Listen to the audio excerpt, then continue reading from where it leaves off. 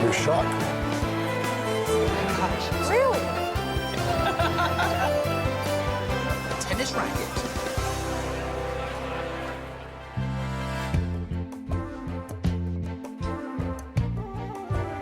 Hello and welcome to the Canadian Antiques Roadshow from Vancouver, British Columbia. Vancouver is surrounded by water on 3 sides, and out of that water rises the coastal range up to a height of over 1,500 meters straight up. Physically, this is just one of the most beautiful cities in the world. We are in the beautiful Vancouver Public Library today, which was designed by Moshe Safdie.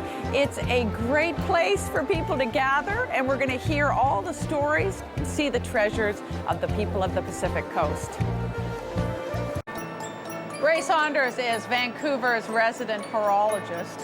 Yeah, who came up with the idea for the steam clock? It was a planner in Vancouver City Hall that wanted something to mask over the steam vent on the sidewalk. And they thought of a steam-heated sculpture, or a steam-driven, some kind of an artifact. And they asked me if I could put a clock there. And I was too stupid to know it couldn't be done, so I said, I'll build you a clock. So I designed the clock, a little bit of Big Ben, and a little bit of a grandfather clock design. And I submitted 3 different designs, and that's the one they picked. How complicated was the clock to design and build? It was a challenge because I wrote to 2 of the major clock companies in England to get a mechanism made for me, and they both turned me down and said it was a stupid idea to mix steam and clocks. Don't even try to do it. And I got discouraged, but we'd already said we're going to go ahead and do it. So I found a company in Croydon, Gillett and Johnson. They said they'll cooperate, and they made the mechanism as an 1875 design mechanism for it. They had the original plans there in the factory. So there'd been a steam clock before yours? No, this is the first one in the world. Yours is the first one in the world? In the world, and I've done 6 different ones now. What would your dream be? Would you love that Gastown clock to still be there hundreds of years, hence, you know, still chiming away and keeping good time?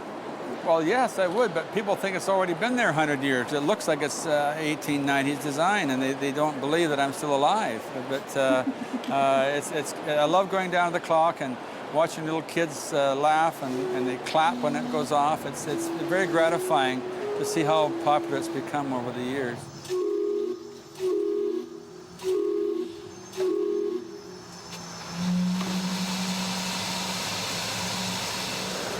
This is a very interesting watch you brought in to us today. Can you tell me, I'm going to take the top of it off, okay, and we can look at the face. Tell me where you acquired this watch. My mother gave it to me as a birthday present. It belonged to my great-great-grandfather on my mother's side. He lived in Milan from 1840 to 1915. And he was a bit of an interesting character at the time. He had 3 mistresses and had 3 children by them and raised them as his own. And he never worked a day in his life. And when he passed away, apparently this watch and a couple of other little items were all he had left. And so this watch has made it down to my mother, and she gave it to me as a gift. And you've inherited it. I've inherited it, Well, it's particularly unusual because of the features it has. It has a moon dial on the front, and on the back it has, and open the case like this, it has a perpetual calendar inside, which shows you the days, the month, and the day of the week, which you can rotate around with these little wheels.